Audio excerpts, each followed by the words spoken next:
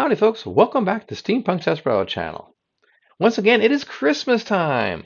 And being it's Christmas, I want to talk about one of the world's most beloved works of fiction and one of my personal favorites, Charles Dickens' A Christmas Carol. This classic has been adapted many, many times to both TV and film. Way back in 2018 of Christmas Eve, we were watching our favorite renditions. And we thought, why not just watch as many as we can find? That would be fun. This turned into a quest. And over the next 3 months, we watched 18 versions. And so we made 3 videos about that. Our favorite, our least favorite, and the best of. That is the best Scrooge, the best Cratchit, etc. Anyway, I was going to do something new this year, and Mrs. Desperado said, why not just reorder the old one? And so I reviewed them, I watched them, and I thought, they're kind of rambly.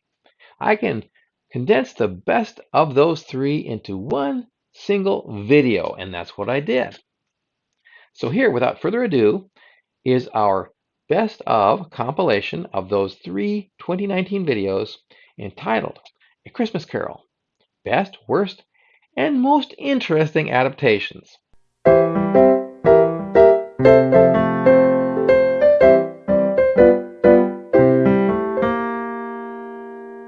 We also deal with the classics, and one of the classics is, of course, Charles Dickens' Christmas Carol. Yes, and that's a must-watch for the Christmas season. The official name of this novella was A Christmas Carol in Prose, being a ghost story of Christmas. I love those long Victorian titles. Love it. Published in London in 1843. Dickens kind of needed money at the time as he had a large and expanding family, a lot of relatives living with him, and luckily for him, it was a commercial success. It was adapted for the stage almost immediately, and once movies became in existence, it was adapted again and again and again and again. Hence our adventure of seeing all the versions we possibly could, which was kind of a whim. Arliss has these wonderful ideas, and she's going to say she coerced me, but I thought it was a good idea from the beginning. So as we said, we watched 18 versions. We did, and it was fun. It's actually came from my childhood that we always we either read the novel or as they became popular on TV, we watched it. We started by looking for some versions. Actually, it kind of happened by accident because we found some old black and white versions that were pretty awful, and started thinking about what are the best ones, what are the worst ones, and so on. So these different versions include animated and live action, of course, mostly live action. And there are some really good ones, some really bad ones, and some that are kind of in between. Yeah, that. We'll come back to that. See. We differed on our very favorite versions. Arliss's favorite version was from 1951. Sim, 1951. Yeah. It's one that I grew up with. So when we embarked upon watching all these other different adaptations, I thought maybe I would change my mind and find one that actually fit better, but actually didn't. I actually still remain a fan of Alastair Sim as Scrooge. And he was a very good Scrooge. Oh, very good Scrooge. I mean, he's kind of a funny looking guy, which kind of fits. And one of the things we thought about Scrooge is a lot of portrayals make him really angry. And personally, we think that Scrooge is more apathetic. He just doesn't care. And when he talks about dying to decrease the surplus population, that's because he really doesn't care. My favorite, I love the Alastair Sim, but my favorite was George C. Scott in 1984. I'm a big fan of that actor. Loved him in Patton, if you remember that. And he had a way of making these characters larger than life. And the same thing with Scrooge. And Scrooge was not angry, and he did some of the best portrayals in the sense that he's delivering these awful lines as a joke. Mm-hmm. You know, like, let them die, and are there no prisons, are there no workhouses? After he reforms, he becomes giddy, and he does a really good job of portraying like a half-crazed, but not over-the-top version of Scrooge. So the next one is the Scrooge musical with Albert Finney. 1970. 1970. I liked it. It had very memorable songs. It had that Oliver Twist flavor to it. Broadway. It was a Broadway play in the 1960s and adapted to the screen. And we always talk about the one who plays Marley's ghost, because this is a significant part. In this case, it was Alec Guinness, the man who played Obi-Wan Kenobi. Yes. And it was the most fun because he was kind of a flamboyant, swishy ghost. But we'll talk more about that later. He was wonderful. He was wonderful. The next one is one of my favorites from my childhood. You remember a cartoon character called Mr. Magoo? He was a little bald man, very nearsighted, always running into things and mistaking hat racks for people and so on, that kind of thing. And it was kind of meta in the sense that Magoo was an actor, so he'd be the actor playing some part. In this case, he's playing Scrooge. And it was actually very faithful, believe it or not, being a cartoon. A little bit shortened, because they had to take some of the extra out. But some great songs for kids movie. I love the one where the mortician and so on are singing about being despicable. And fairly faithful. We had a hard time finding this, but it was worth it. The next one. Muppet Christmas Carol with Michael Caine. I love the Muppets. We love the Muppets, yeah. I've always loved the Muppets, too. Yeah, Michael Caine was Scrooge. This was 1992. And Kermit was Bob Cratchit, of course. And he was married to Miss Piggy and all that stuff. So, and a little bit different. There were two Marleys. Yeah, because they had to do Statler and Waldorf, right, exactly. the grumpy old man who heckle the Muppets from the balcony. So they were Marley and Marley. Yes, yeah. And Muppets have a wonderful way, this was part of Henson's genius, I think, and Frank Oz, don't forget him, that they could make fun of something and yet be respectful to the source material, and yet they don't destroy it. Now the next one. Well, Jim Carrey, in the 3D adaptation. I have mixed feelings about this one. Very mixed. Even though it was good. Yeah, I love Jim Carrey. I think he's amazing as an actor and a comedian. He does tend to be a little slapsticky. Yeah. But that's Jim Carrey. And you so kind of have to accept that. So it's like a 3D animation, a little creepy a little motion cap, and you have that uncanny valley issue with the people looking a little weird. Yeah. You get used to it. Yeah. And Carrey does a lot of the voices, does an excellent job. Again, I think some of the slapstick is a little overwrought, and I would have preferred it wasn't in there, but that's Carrey, that's his signature. The best thing about this was that it was the most faithful of any of them. Mm-hmm. I mean, it absolutely had just about everything from the novella in there, including where the Christmas present takes Scrooge out to see the sailors at sea celebrating Christmas. So I would watch it just for that. Very, very cool, just for that aspect of it. Next we have Scrooged. Yes, with Bill Murray. Now this is another one that's meta. In a way it's a terrible adaptation, but it's a wonderful one at the same time. Bill Murray is a TV exec, but he's doing Christmas Carol on TV, and he's doing a really awful version of it, which is like he's putting hip hop in it and everything. It's just ridiculous, and that's why it's so funny. Like his ads are so over the top that cause old people to have heart attacks, and he's very apathetic, and he becomes a new man. So it's true to the spirit, even though it's totally different. And Bill Murray is very funny. He's very little crude. If you don't mind crude humor, we recommend it. Carol Kane as the Ghost of Christmas Past is very funny and is a wonderful keeps little hitting twist. him. Keeps beating him up the entire time. That's awesome. Next was one that we had a little bit of a disagreement about. Yeah, he's wrong. We had Patrick Stewart, who you may remember from Star Trek. That's why he's a favorite of mine. He was Captain Picard. Make it so! and so on. Now he is the best dressed Scrooge I've ever seen. He's got an elegant top hat, a wonderful coat and tails. Which Scrooge would be. Yeah, and Scrooge would be an elegantly dressed man because even though he's a cheapskate, he has to look good when he goes to the stock exchange. He's not gonna. Doesn't want to look like he's a homeless guy, which is the way some of the adaptations portray Scrooge. The problem is that Patrick Stewart doesn't really have the emotional depth that you need on here. You know, he may have been fearful of ending up in the Royal Hospital for overacting, if you remember Monty Python. And so he definitely was not going to go there. Definitely not. I just didn't feel that he was, the character was emotionally invested. He seemed to be very... He was angry and empathetic, but not either enough. Yeah, he's so, meh for me. Last one in this best of, and it's a fun one, though it's not the greatest. Mickey. Mickey's Christmas Carol, 1983. It's short, rather sanitized, but I gotta admit they still have some of the inappropriate lines, like maybe they should die and decrease the surplus population. And so I got to hand it to Disney for being brave enough to have that in there. Of course, Scrooge is Scrooge McDuck, of course. And Mickey is, of course, Bob Cratchit, and so on. And they kind of shoehorn some of the characters in, so that kind of makes it a little awkward. Especially Goofy as Marley's ghost, which is really goofy, to be perfectly honest. But it's pretty good. It's not bad.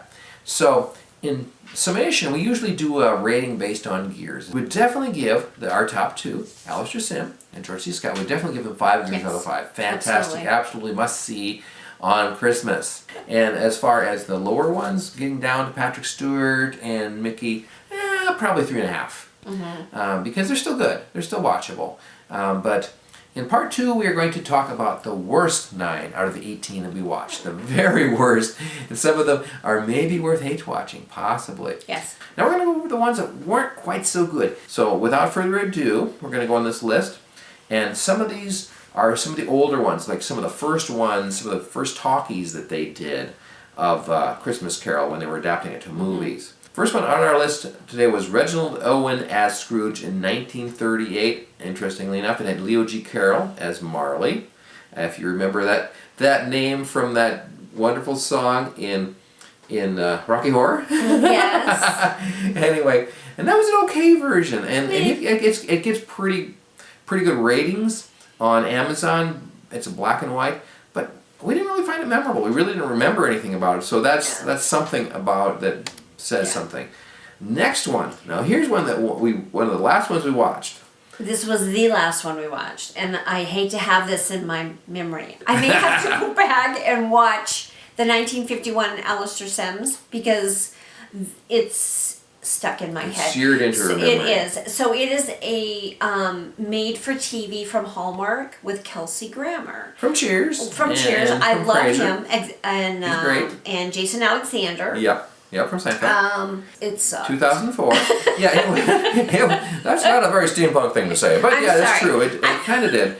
It was fun though in some aspects. It was one of the few with completely colorblind casting. We had a black Christmas present ghost, and we had Tiny Tim. He looked kind of Asian. It was, wonderful actor, little boy, but it was a little jarring. It was a little jarring. And a lot of great dance numbers. You didn't see that in too many of the others. The Ghost of Christmas Present is usually a big chubby man, kind of very Santa Claus looking. Yeah. Well, this guy thin. He's thin. That was more jarring than him being black. The fact that he was thin. He's extremely handsome. Yes. And he's got a 6-pack and And this was the only one that adapted some of Dickens' words into the musical lyrics. That's true, which was very clever because we hadn't seen it before. But the music was melodious and nothing really to write home about. The dance sequences were too long. But in 1954, they did one with starring Frederick March as Scrooge. The interesting part was that Basil Rathbone, remember from Sherlock Holmes, was Marley's ghost. It was a very rather short version and had original music, which was okay, but it was very melodramatic and silly. The Christmas Present sings a very long and goofy song, for example. 1935, Seymour Hicks, another one of these black and white versions, and you can find several colorized versions of this. Yes. I don't know why, because it's not a very good movie.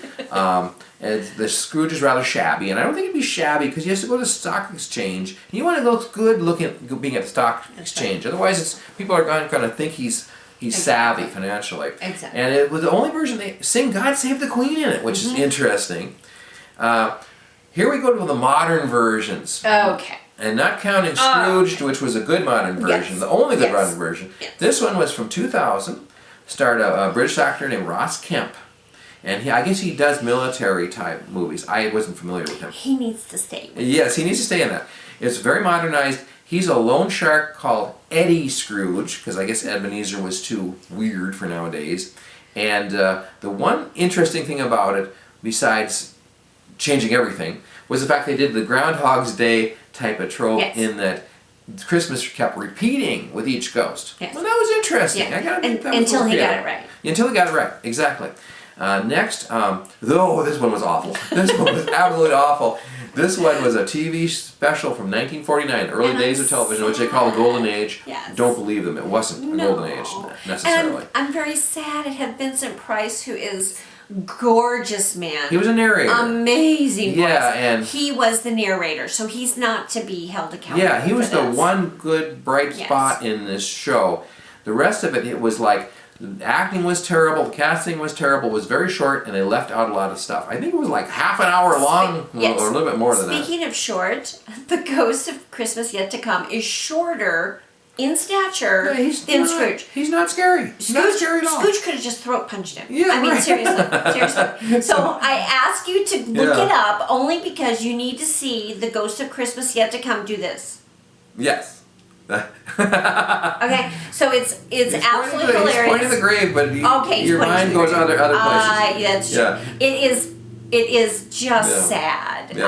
I'm not going to say awful. It was just sad. So Sad, as- look as it Trump up. would say. Sad. Laugh hysterically. Yeah. It's one that I actually rewatched about 5 times just to see him do that, Yeah. and the fact that he's just so short. Right. So, okay.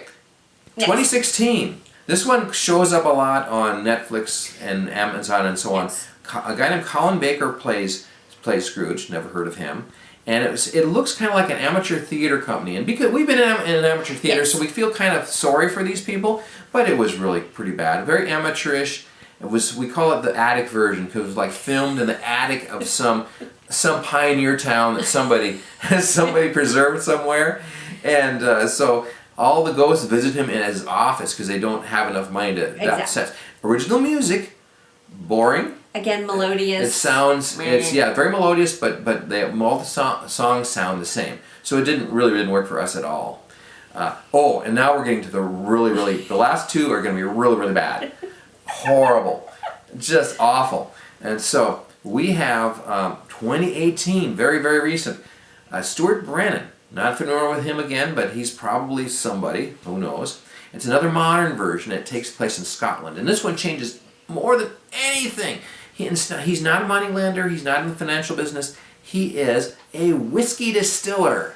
He's like one of these .net type. It's like an online whiskey custom distillery. It's the silliest thing. And they switched characters around. I mean, Tiny Tim Cratchit's a woman, and Tiny Tim is her husband, and it's the weirdest and thing he has ever. cancer. The one good thing about it, and all this awful Jenny thing. Weasley was in it. Well, Jenny Weasley was in it. Yes, She was the only good actress that played Jenny actress in Weasley. it, yeah. I forget her name, but she was good to see her again. But there were these two cool bakers, these two bearded guys. Twins. I would imagine they're some Hilarious. kind of comedy team from Scotland because they were awesome. They were hilarious, long beards, and they were very silly and very funny. Very funny. And they seemed like they came off of a spaceship somewhere. Well, yeah, probably according did. to everybody else there. Probably but did. Watch it just for those two. Fast Yes, forward. yeah. Just Right, to those. fast forward to those that two. part. It's after very the funny. ghosts visit Scrooge, and he's instead of going to the poulterer, he goes to a bakery to get all these sweets so he can give everybody diabetes. So, so anyway, It's a gift yes, that keeps on giving. right. And finally, I think that was Arliss's worst. Absolutely. But the last one was my worst. I absolutely loathed it. It was so bad. And this one was an animated version. Hate to pick on the cartoons, but this was very bad. It's 2009, starring Simon Callow as Scrooge, and Marley's ghost was none other than Nicolas Cage. Mm-hmm. And Nicolas Cage, he's been in stuff that's awesome and terrible. There's no in betweens with Cage. Well, he phoned it in. Yeah, he really did this time. And it was a cutesy. It was cutesy. They added a lot of social justice type stuff. Yeah, I mean, so Scrooge's old fiance that he broke up with, she comes back and she's like doing a soup kitchen or something like that. But the worst of all, with these cutesy little mice. These cutesy little mice that appear in there, they have nothing to do with the story. They're just a distraction. And Scrooge himself has one of those as a pet. Now, can you imagine Scrooge having a pet? No, they need food. Yeah, no. I mean, they're frivolity. It's ridiculous. Scrooge would never have a pet. He would have stepped on that mouse, Yes, not absolutely fed right. him. Yeah. After he's reformed, okay, I can see it, but not before. No, it didn't make any And sense. it didn't make any sense. So there was a number of versions we didn't see, wish we could have found, were unable to find. There was a couple female Scrooges. One was Susan Lucci. One and was it seems Susan like Lucci, if I you remember remember that. her. But One was we couldn't Cicely find it. Tyson. And I think that what drove this was around the era. Remember that gal? She was a big corporate exec, and she said that rich people don't pay taxes, only little people. Oh, yes. Leona Hemsley. Yes. Yeah. So I think they were kind of based on her. And so, unfortunately, we couldn't find them, but maybe someday we will find them and watch them and review them too. One of the things we noticed about Christmas Carol is that we could find absolutely nothing that wasn't either British or American. Well, it could be some of them were Canadian, but we wouldn't have noticed because they just sound like us anyway. but I was hoping that at least we could find an Australian version. Yes. That would have been awesome, especially since Christmas happens in summer. Jamaican. Jamaican. Oh, I've always wanted a yeah. Jamaican version because every time I hear Marley's Ghost, I always think of Bob Marley. Yes, that'd be hilarious. So it would be great if it was a reggae version with Bob Marley's Ghost coming back. And yeah. or Chinese or Japanese. Nothing. It's Especially very not Asian. curious. They don't get it. To Japanese, Scrooge is a hero because he's a good businessman. Summarized, we like to rate things in a system of 5 gears. So the couple on the top, Reginald Owen and Kelsey Grammer, give them 3, maybe 2.5 gears out of 5. On the bottom, the Stuart Brennan, where he's the whiskey guy, and the cartoon with Nicolas Cage, 1 gear. Terrible. And that's generous. Terrible. Yes, it should be like half a gear or 0 gears. Gearless. But anyway. Gear free. Right. We are in part 3 of our Christmas Carol extravaganza. We wanted to talk about, not so much the worst, but the best features of various different versions. Even if they weren't the best Christmas Carol adaptations, some of them had like the best Scrooge and so on. And we really want to bring that out because it was just something we didn't have time for when we were going through all these 18 different versions. So this is like the Oscars. Yes, These it are the is. best portrayals Yes, it is. of different characters Yes. and other categories. And the best hat that won't stay on your head. Yes, and mine keeps going back because I have a rather large head. Anyway, the best Scrooge. We kind of had a little disagreement there. A small one. Yeah, your favorite. He accepts that he's wrong. No. I loved Alistair Sim in the 1951 version. He was really good. Yeah, I like George C. Scott better in 1984, but not the novel, the 1984 adaptation. There were both Scrooges that were not too angry, which is a common problem with portrayals of Scrooge, that have them basically shouting at people and losing his mind. No, Scrooge is a very cynical man. He doesn't even care.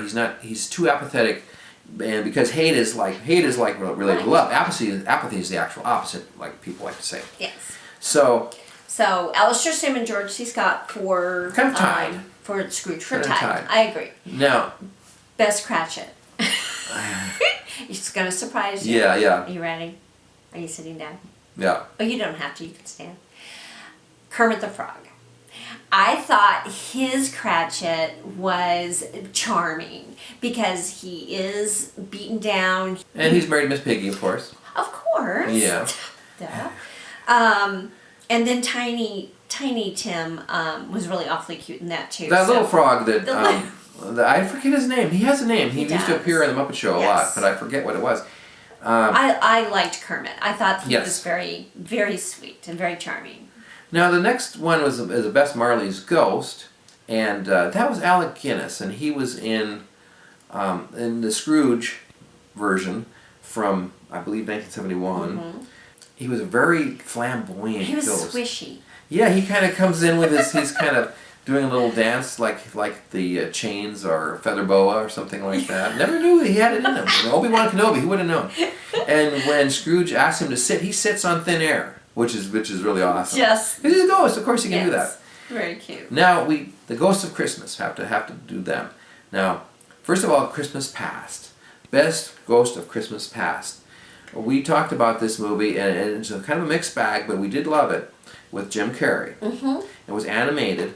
And so the best Christmas past, it was voiced by Jim Carrey, as a lot of characters were. But the thing was, in the novel, Christmas past was kind of this amalgam, almost something like cyberpunk. That the face was shifting from male to female, and that's exactly the way that they portray it. It's the truest. Yeah, it looks male, looks female. The voice shifts and changes around, and so. That was great. It literally has the face of a flame. So yes, and the flame flickering. is kind of encompasses his, her, zer head.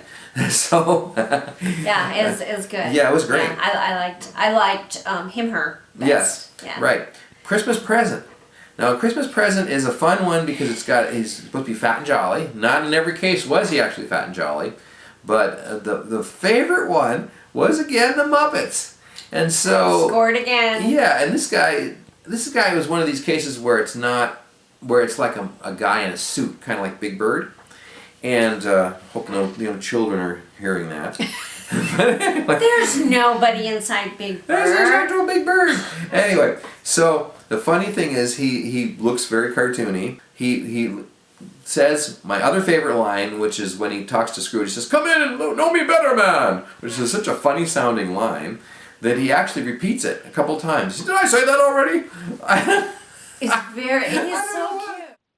The next is Christmas Future. Now that was a difficult one because Christmas Future doesn't speak, or at least shouldn't speak. Shouldn't. In some cases, Christmas Future did speak. In fact, we could go over the worst Christmas futures. Could. Oh, please. They're some all of them, bad. they're white. I mean, as far as the white outfit.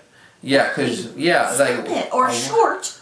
Yeah, so Jim Carrey had a really cool version in his animation. That was pretty spooky. The Muppets had a great one. Again, a guy in a suit, but the suit is like over his head, and so there's it's like empty place in his robe where there's nothing in there, and that is rather spooky too. And again, Christmas Future should be tall and imposing, not height challenged, not a little person, as we saw in some of them. And Patrick Stewart version, not the best version, but it's an interesting one where the Christmas Future had these two little glowing eyes in there, kind of like from the little characters from Star Wars. Yes. Yeah, the little sand raiders or whatever they were. Yeah. The sand people. Yeah, exactly. And I like that as well. Now, as far as the best Tiny Tim, little boy from Scrooge the musical. He was beautiful. He was a cherub. And he had this little haircut, this little oh, he had like little from like Eight Is Enough, that kind of 1980s haircut. Very tousled, sweet voice, and most importantly, which is also in some of our worst versions, Tiny Tim is like 5'7". He was tiny. He was as tiny. he should have been. He was tiny, and he was. And he was charming, yes. little rosy cheeks. And he did not look Asian. No, and you wanted to feed him. Not to be too controversial here, but you want to look like he was actually Bob Cratchit's son. So anyway, that's our recap of our third and final. You'll be very glad we're done. Version of the Christmas Carol retrospective of our 18 versions of the Christmas Carol which you watched last Christmas. And so that you don't have to, and to tell you about all the best and worst ones to watch and not watch. Thanks for watching the Steampunk Desperado channel. Come back again soon, where the past meets the future and the present is extraordinary. Merry Christmas. There you have it. Journey back in the good old days of 2019. You have now learned everything you always wanted to know about the various adaptations of A Christmas Carol. As I noted at the beginning, this is a condensed edit of 3 videos we did way back 5 years ago. But I think it's aged pretty well. We had fun doing it, and I hope that you had fun watching it. Please let us know what you think about it in the comments below. Please like and subscribe. Also, check out my works on Amazon. Links are in the description. For now, this is the Steampunk Desperado saying adios, amigos, y Feliz Navidad. From the Steampunk Desperado channel, where the past meets the future and the present is extraordinary and very, very jolly.